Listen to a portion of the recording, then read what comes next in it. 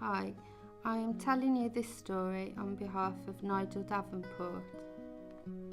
He is 55 years old now, but this true love breakup story relates to him at 17 years old, way back in the early 70s, 1973 to be exact. Not long having left school and waiting for his first love affair, which caused him to attempt suicide that nearly killed him. In 1973, he was relatively contented, but one piece of the jigsaw of his life's tapestry was missing. He was working successfully as a furniture sales porter, earning many 10% commissions from the furniture he sold. That paid his keep with his mother and enabled him to meet his mates on a regular basis at pubs and discos. However, he did not have a girlfriend, hence the missing piece of jigsaw.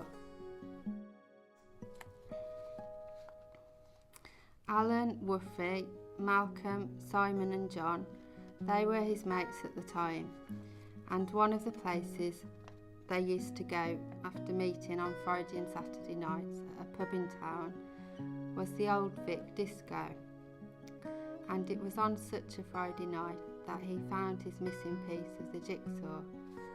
His name was Mandy Townsend.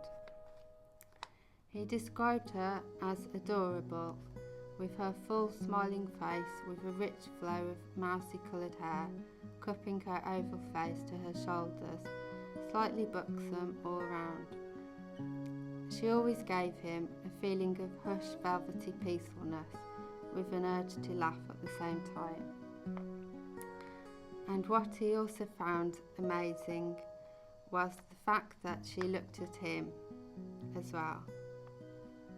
However, as he thought at the time, was she looking at him or was she seeing David Cassidy, as he looked like him in those days?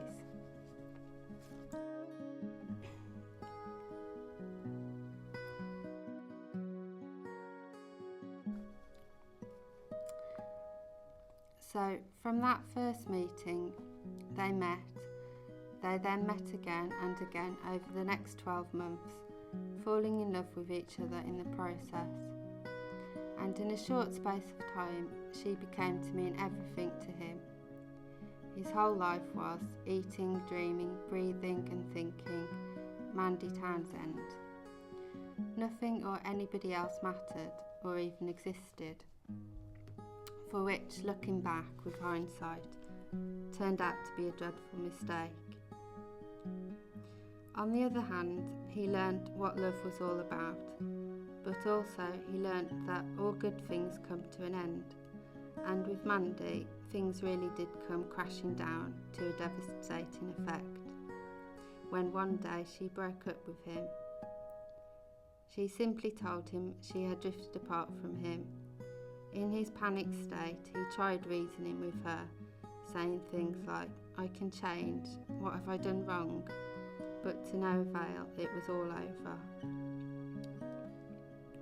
He told me he remembers feeling very empty inside. He found it difficult to even eat. Everything went down in lumps. How he carried on working, he doesn't know. He thought about getting back with his mates, but they had all gone away. He felt all alone in the world, and the emptiness in his stomach, caused by the heartache, kept on getting worse. Until one day at work, he decided he simply had had enough of feeling like this. He could not carry on living like this anymore. It was unbearable. So he went to the chemist and bought some painkillers and took 30 of them. He remembers coming out of the toilets and one of his work colleagues finding him in a kind of drunken-like state. He remembers his colleague driving him home. He remembers the ambulance that came, and then waking up in hospital in a giant cot. He thought that he had died and gone to heaven and been born again. but reality struck when he stroked his chin, thinking to himself, I know babies aren't supposed to have whiskers. At the end of the day, the major lesson he learnt was, no matter how much you fall in love with someone, never push away your friends, because as good as friends are, they will always be there for you, to pick up the pieces if needs be.